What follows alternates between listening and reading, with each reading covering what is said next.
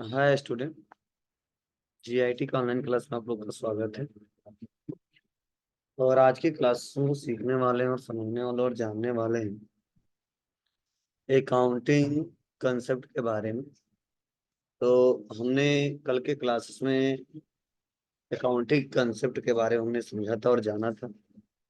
उससे आगे हम लोग एक एक करके नेक्स्ट स्टेप बाय स्टेप सीखने वाले हैं, समझने वाले हैं और जानने वाले हैं। तो चलिए इसको स्टेप बाय स्टेप करके देखते हैं, समझते हैं।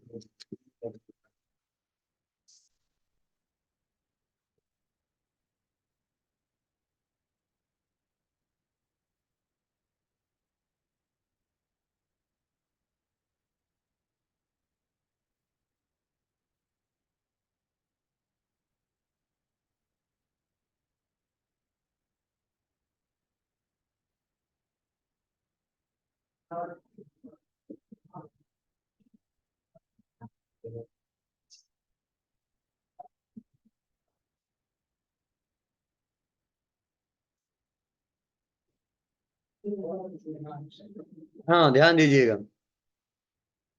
हमने कॉस्ट कंसेप्ट तक पढ़ा दिया था। बोलिए, आज हमको पढ़ाना है ड्यूअल एस्पेक्ट कंसेप्ट। क्या होता है समझिए थोड़ा सा। इसमें क्या बताया जा रहा है ये भी जानिए। देखो, बताया जा रहा है ठीक है जी। ड्यूअल एस्पेक्ट कंसेप्ट साइलेंट रखो, मैसेज से मतलब नहीं है। ड्यूअल एस्पेक्ट कंसेप्ट, तो इसके बारे में क्या बताया जा रहा है। इस कंसेप्ट के अनुसार, ध्यान से सुनना, इस कंसेप्ट के अनुसार सभी बिजनेस ट्रांजैक्शन में दो पक्ष होते हैं। क्या बोला जा रहा है, इस कंसेप्ट के अनुसार सभी बिजनेस ट्रांजैक्शन में कितने पक्ष होते हैं।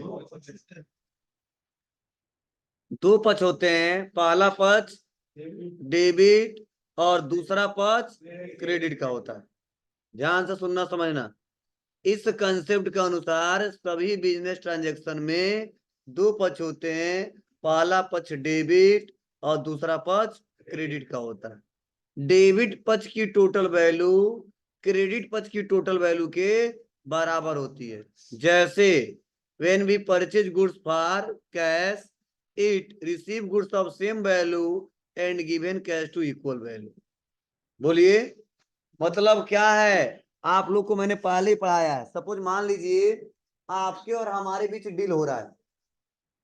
आपके और हमारे बीच क्या हो रहा है, डील हो रहा है। मतलब हमने आपको सामान बेच दिया। तो एक क्या हुआ, दो पक्ष आए कि नहीं पक्ष आए, एक लेफ्ट साइड एक राइट साइड। तो आप बताओ, जितने का हम बेचेंगे उतना ही का तो तू खरीदोगे, या जितना का हम खरीदेंगे उतना ही का तो बेचोगे। बोलिए, दोनों का वैल्यू बराबर आएगा कि नहीं आएगा। आप लोग बताइए, दोनों का वैल्यू बराबर आएगा कि नहीं आएगा। आएगा। तो यही कहा जा रहा है कि जितने का हम परचेज करेंगे उतना ही पैसा रिसीव करने वाला रिसीव करेगा और इक्वल ही वैल्यू देने वाला पैसा देगा। ठीक है, गिवर जितना पैसा देगा इक्वल वैल्यू रिसीवर उतना रिसीव करेगा। ठीक है, मतलब हमने 100 रुपए का सामान खरीदा तो 100 रुपए देंगे आपको ना। तो 100 रुपए हम दिए, हम गिवर हो गए।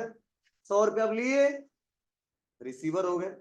ठीक है, मतलब ये बताया जा रहा है कि जो दो पक्ष आते हैं ना, ध्यान से सुनना, ये जो दो पक्ष आते हैं दोनों का बैलेंस क्या होता है, दोनों का बैलेंस क्या होता है, इक्वल होता है। क्लियर है ना। ये कौन से कंसेप्ट का अनुसार माना जाता है, डुअल एस्पेक्ट कंसेप्ट। मतलब डुअल एस्पेक्ट कंसेप्ट में बताया जाता है कि बिजनेस ट्रांजैक्शन जो भी करते हैं उसमें दो पक्ष पाए जाते हैं, एक डेबिट पक्ष और एक क्रेडिट पक्ष, एक लेफ्ट साइड और एक राइट साइड। और दोनों का बैलेंस क्या होता है, इक्वल होता है। क्योंकि हम अपने आप से केवल डील नहीं कर पाएंगे। क्या हम अपने आप से ही खरीदेंगे, अपने आप से ही बेचेंगे क्या, ऐसा संभव है क्या, नहीं। तो यही बोला जाता है डुअल एस्पेक्ट कंसेप्ट में। चलिए आगे बढ़ते हैं और समझते हैं।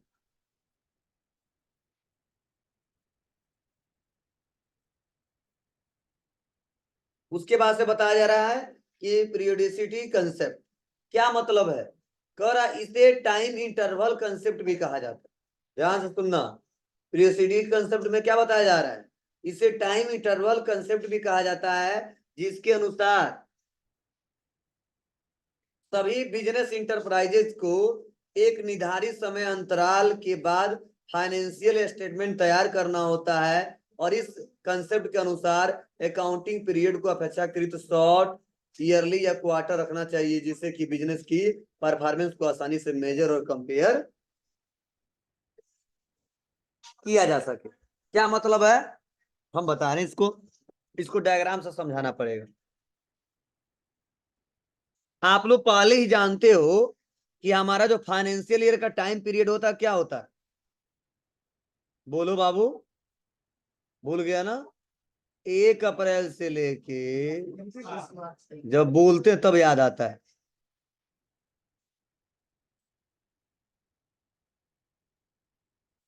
कहां तक जाएगा, बोलो। ये बोला जाता है कि बिजनेस जो कोई भी हो, ठीक है, उस बिजनेस का उस साल में, उस ईयर में परफॉर्मेंस चेक करना है कि नहीं करना है, चेक करना है। तो क्या होता है, मतलब पीरियोडिसिटी कंसेप्ट में ये बताया जाता है कि 1 अप्रैल से लेके 31 मार्च में आपके बिजनेस का स्थिति क्या है, आपका व्यापार प्रॉफिट में जा रहा है या आपका व्यापार लॉस में जा रहा है, यह स्थिति अगर पता करना है तो आपको या तो 3 महीने पे एक बार उसका डिटेल चेक करिए, रिपोर्ट देखिए, या साल भर में एक बार चेक करिए, जिससे आसानी तरीके से व्यापार की स्थिति पता की जा सके, कंपेयर की जा सके, मेजर किया जा सके कि हमारे व्यापार का स्थिति क्या है। जैसे मैं एक एग्जांपल बताता हूँ, जैसे हमने 1 लाख रुपए लगा दिए व्यापार में, और हम व्यापार में लगा दिए, और उससे हम व्यापार को चला रहे हैं, चला रहे हैं, चला रहे हैं, और हम चेक ही नहीं कर पा रहे हैं कि हमने खरीदा कितने का है, बेचा कितने का है, पैसा देना कितना है, पैसा लेने कितने हैं। तो क्या है, आप बिजनेस का स्थिति बता पाओगे कि हमारा व्यापार घाटे में जा रहा है कि फायदे में जा रहा है, प्रेजेंट टाइम में मेरे व्यापार की स्थिति क्या है। बोला जाता है कोई भी व्यापारी हो, कम से कम उसको साल में एक बार या तो चेक कर लेना चाहिए, या तो 3 महीने में एक बार चेक कर लेना चाहिए। अगर अगर उसके पास और भी टाइम मिल रहा है तो उसको हर महीने चेक कर लेना चाहिए, बस वो चेक कर सके कि उसके व्यापार का परफॉर्मेंस क्या है। और इसी कंसेप्ट को बोलते हैं पीरियोडिसिटी कंसेप्ट। और वह जो पीरियड बोला जाता है वो क्या होता है, 1 अप्रैल से लेके 31 मार्च तक होता है। जो समय अंतराल होता है वो कब से कब तक होता है जी, 1 अप्रैल से लेके, क्लियर है, कोई दिक्कत, चलिए।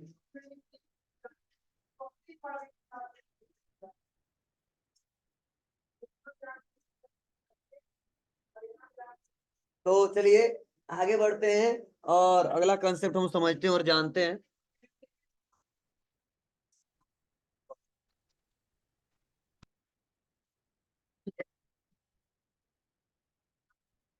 अगला क्या है,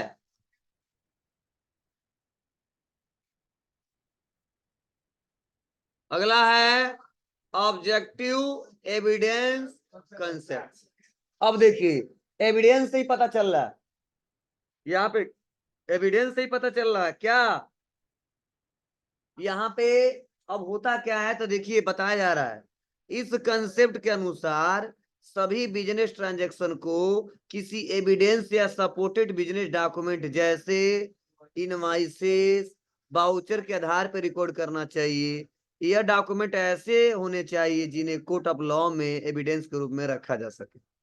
अब थोड़ा समझने की कोशिश करना, इसका क्या मतलब है और क्या मैं समझाना चाहता हूँ। मतलब एविडेंस कंसेप्ट में बताया जाता है कि व्यापार में जितना ट्रांजेक्शन करोगे, ठीक है, व्यापार में जितना ट्रांजेक्शन करोगे उसका कोई एविडेंस आपके पास होना चाहिए।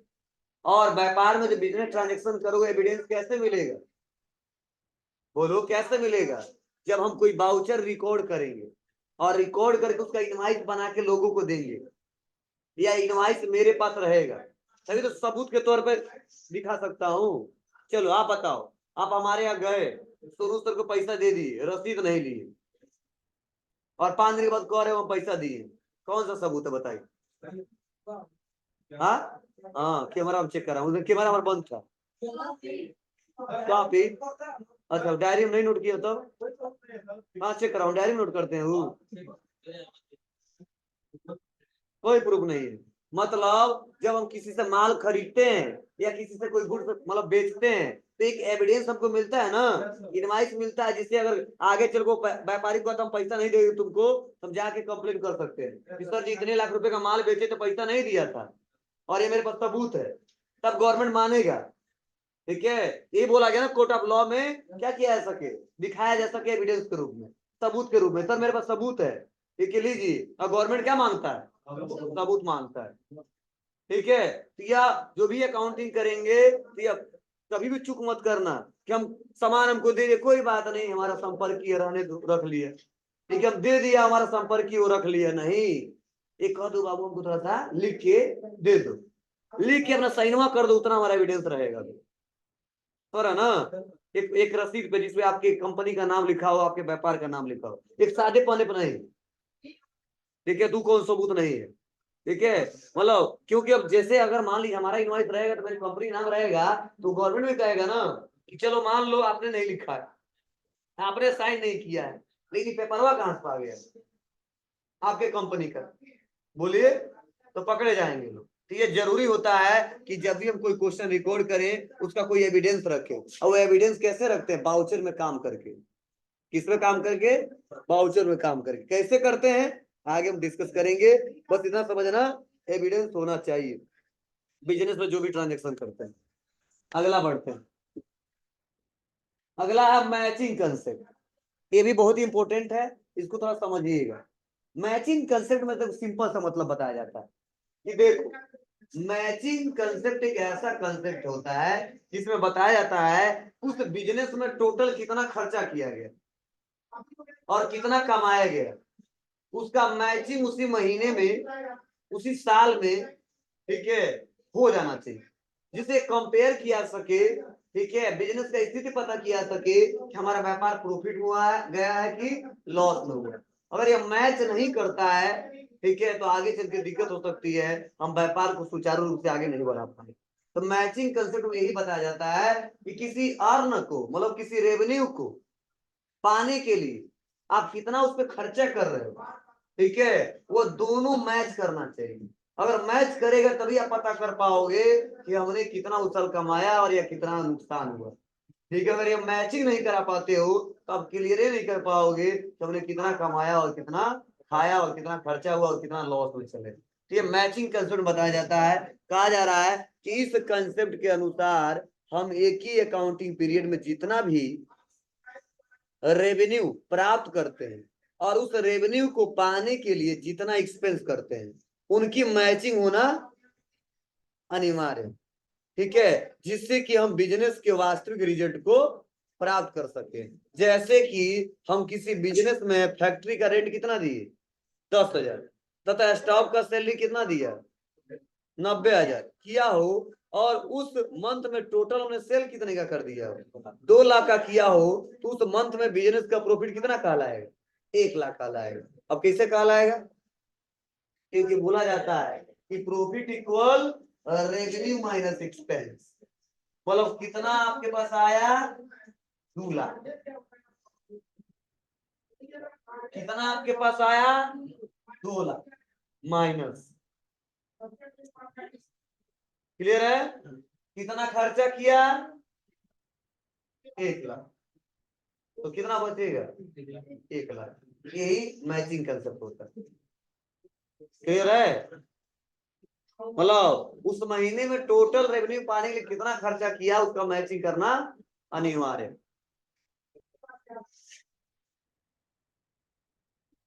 अगला क्या है?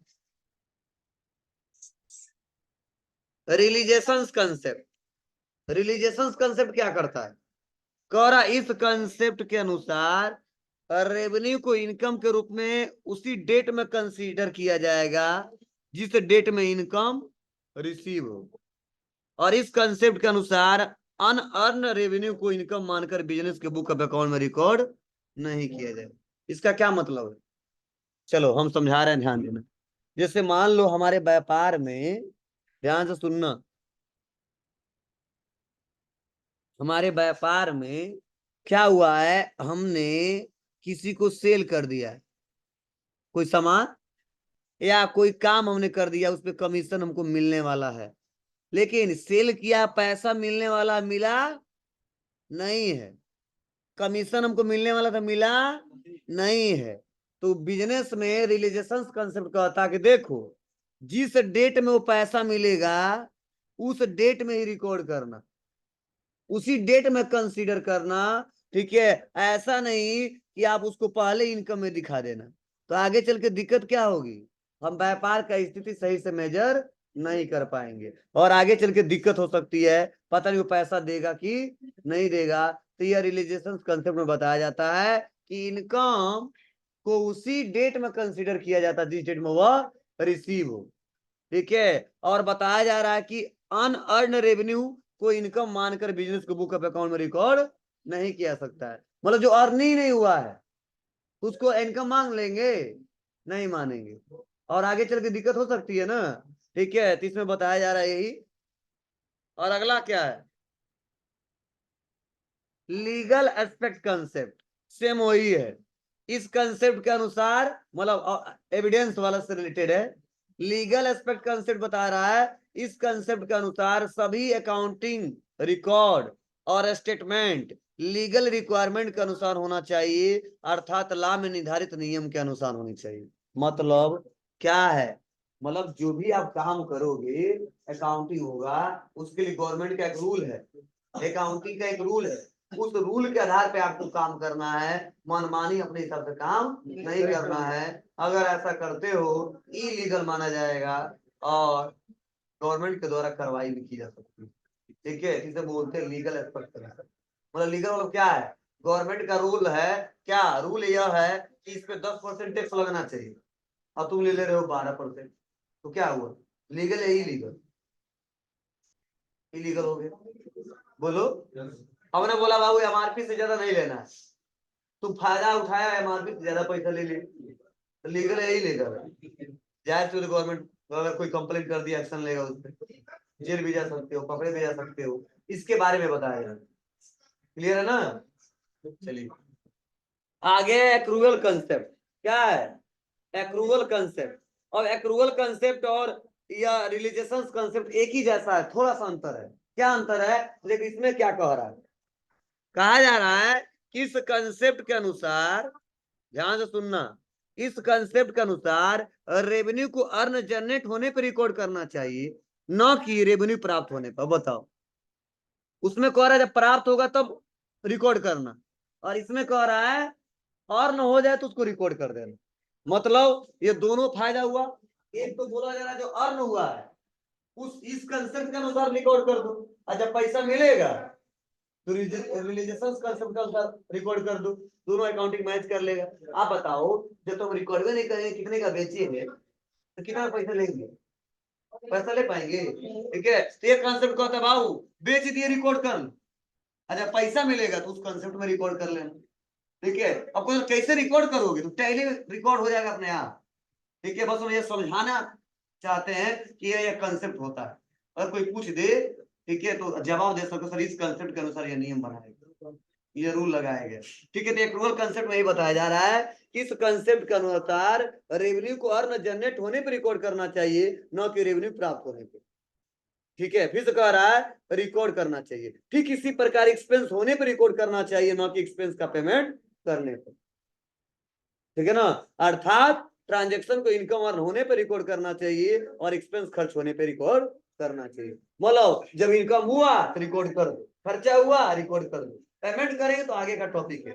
ठीक है, वो हम करेंगे करेंगे, लेकिन आज तो दिखाना पड़ेगा ना कितना खर्चा किया है, आज तो दिखाना पड़ेगा ना कितना इनकम किया है। अगर ये दोनों ना दिखाएं तो आगे हम कितना ले पाएंगे ना दे पाएंगे। ठीक है, तो इसे बोलते हैं अप्रूवल कंसेप्ट।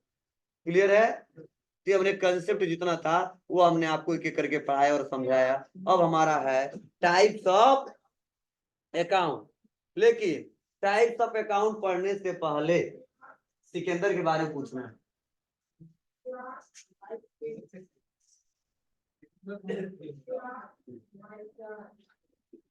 चलिए ध्यान दीजिएगा, टाइप्स ऑफ अकाउंट पढ़ने से पहले पहले कोई मुझे बताएगा अकाउंट किसे कहते हैं। चलिए ये तो मान लो अगला टॉपिक है टाइप्स ऑफ अकाउंट, इससे पहले बताइए कोई अकाउंट किसे कहते हैं जिसमें हम अपना डाटा रख सकते हैं। चलो और कोई बता दे, एक तो लड़का कुछ बताया।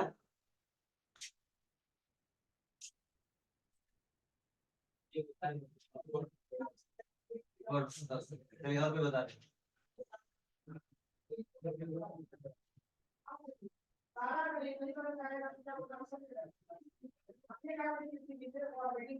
रह लेते, अरे गधो, नोट्सवा दिए हैं, अब पहला नंबर जो है ना वो अकाउंटे दिया है, नोट्सवा खोलते तो हो नहीं, खाली नोट्सवा नहीं मिला सर दे दीजिए दे दीजिए, और जब दे दिए तो कुछ नहीं, पहला देखो मतलब अकाउंटिंग टर्म्स में पहला नंबर अकाउंट है।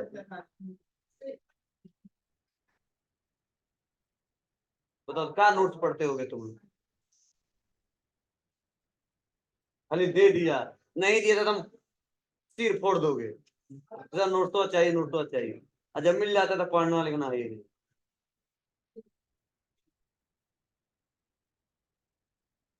चलो मैं बता रहा हूँ, ध्यान से सुनना समझना, जब भी कोई पूछे अकाउंट किसे कहते हैं बोलना, ठीक है। अकाउंट किसी भी बिजनेस का एक ऐसा स्टेटमेंट होता है, ध्यान से सुनना, अकाउंट किसी भी बिजनेस का एक ऐसा स्टेटमेंट होता है जिसका सीधा प्रभाव बिजनेस के एसेट्स संपत्ति पे पड़ता है, लायबिलिटीज कर्ज पे पड़ता है, एक्सपेंस खर्चे पे पड़ता है, इनकम आय पे पड़ता है। मतलब बिजनेस में जितना एक्टिविटी करते हैं, जितना ट्रांजेक्शन करते हैं, अकाउंट उसका क्या है, स्टेटमेंट। क्या है, स्टेटमेंट है, जिसमें जो भी अकाउंटिंग करेंगे या तो फर्क पड़ने वाला है एसेट्स पे हमारे, या तो फर्क पड़ने वाले हमारे इनकम पे, या तो फर्क पड़ने वाला हमारे एक्सपेंस पे, या तो फर्क पड़ने वाला लाइबिलिटी पे। और इसी को मेजर करने के बाद तब पता किया जा सकता हमारा कैपिटल कितना बड़ा या कितना घटा, ठीक है।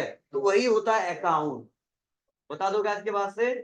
अब उसी अकाउंट के टाइप के बारे में पढ़ने वाले, उसी अकाउंट के टाइप्स के बारे में पढ़ने वाले हैं कि कौन सा अकाउंट कब काम करता है, और किस अकाउंट में हमारा एसेट्स आता है, किस अकाउंट में एक्सपेंस और इनकम आता है, किस अकाउंट में हमारा कैपिटल आता है, किस अकाउंट में हमारा लायबिलिटी आता है, वह एक एक करके डिटेल हम लोग समझने वाले और सीखने वाले, ठीक है। तो आज से अगर कोई पूछे तो बता दोगे अकाउंट क्या होता है, क्या जवाब देंगे, बोलिए जल्दी से, अकाउंट क्या होता है। अकाउंट किसी भी बिजनेस का एक ऐसा स्टेटमेंट होता है जिसका सीधा प्रभाव बिजनेस के एसेट, बिजनेस के लायबिलिटीज, एक्सपेंस और इनकम पे पड़ता है, ठीक है ना। मतलब जितना सुबह से लेकर शाम तक एक्टिविटी करेंगे इन्हीं चार पे कहीं ना कहीं फर्क पड़ने वाला है, और जब इस चारों पे पड़ेगा तो कहीं ना कहीं कैपिटल पे फर्क पड़ेगा। कब पड़ेगा, रोज नहीं चेक किया जा सकता है, ठीक है, फाइनेंशियल के लास्ट में चेक किया जा सकता है कितना घटा या कितना बढ़ा, ठीक है। तो चलिए अब आते हैं टाइप्स ऑफ अकाउंट।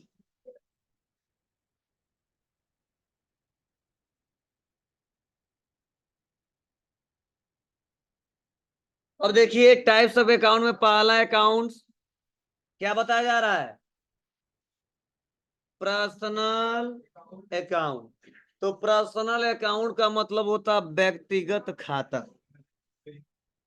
क्या होता है, व्यक्तिगत खाता, क्लियर है। तो कहा जा रहा है इसमें सुन लो, कहा जा रहा है कि पर्सनल अकाउंट, ध्यान नहीं दे रहे हो तुम, बतिया लो, ठीक है। और जब क्वेश्चन करेंगे ना देंगे या नहीं समझ अगर बताएंगे हम, ठीक, उसी दिन क्लास से वापस कर देंगे, घर जाएंगे आप लोग, ठीक है। उस दिन गार्जियन को बुलाएंगे, ये देखिए हम पढ़ाते थे ना तो ये बतियाते थे, मत घबराओ तुम लोग, इसको सीरियसली मत ना नहीं ले रहे हो ना, ये टाइप्स ऑफ अकाउंट है, अब पूरा अकाउंटिंग इसी पे निर्भर करता है। अगर ये समझ में नहीं आएगा ना, खेलना जैसे खेलते हो तुम, आराम से मौज मस्ती करना, हम पढ़ा के चले जाएंगे, किसी समझ में नहीं आने वाला है। हमें शौक है क्या लेक्चर देना, चिल्लाना, खून जनाना? आराम से धीरे धीरे पढ़ा के चले जाते हो, लो पढ़ लेना, खत्म है। एक ऐसे ऐसे पढ़ लेना। इतना ठंड में आया हो, मजाक बना लिए तुम लोग।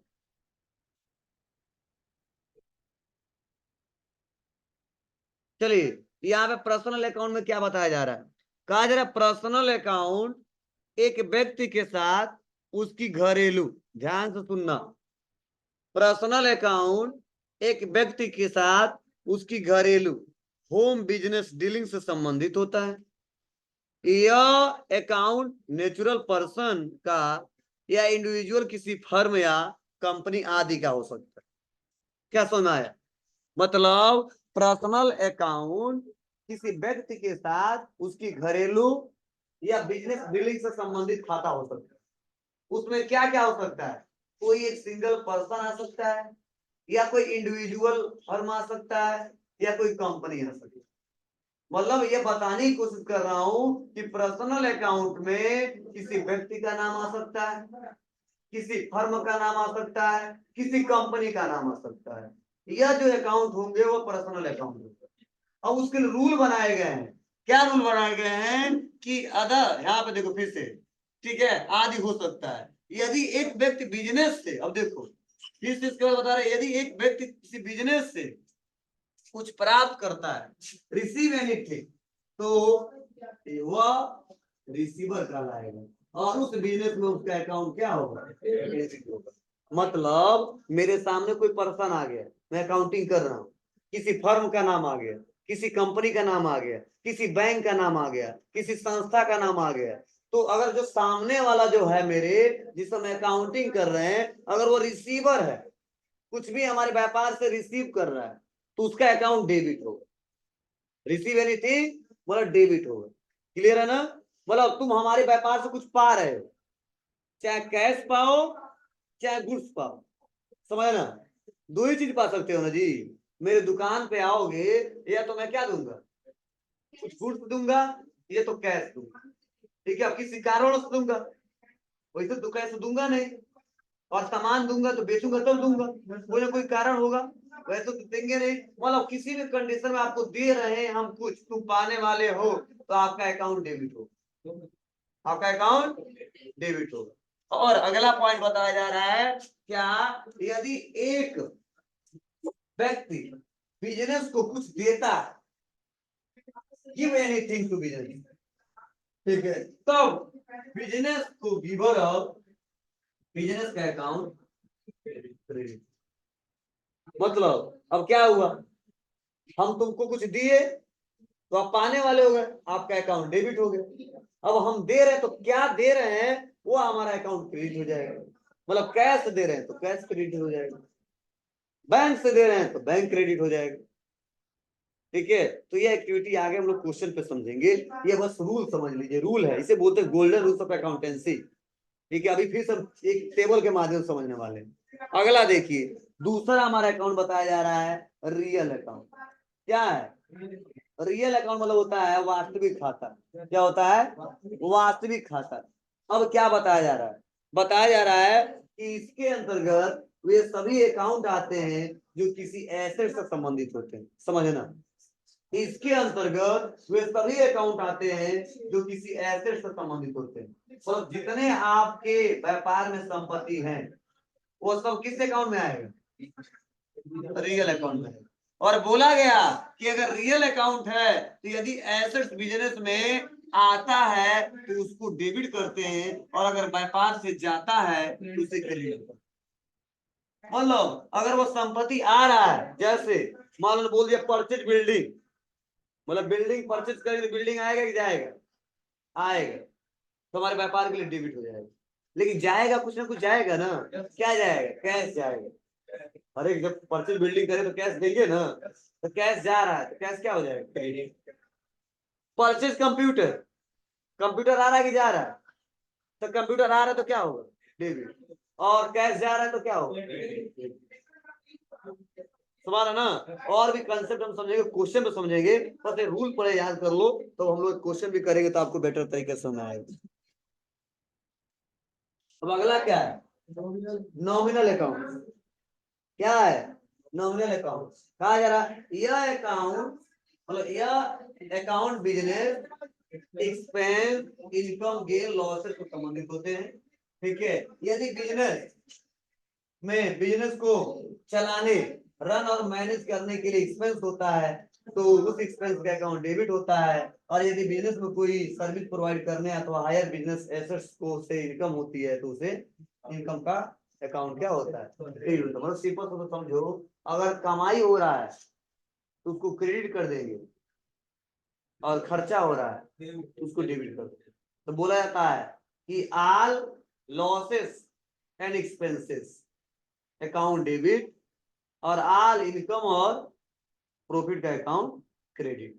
मतलब व्यापार में जितना आय है और लाभ है वो अकाउंट क्रेडिट होगा। अब व्यापार में जितना क्या है, हानि है और व्यय है, वो हमारे व्यापार के लिए क्या होगा?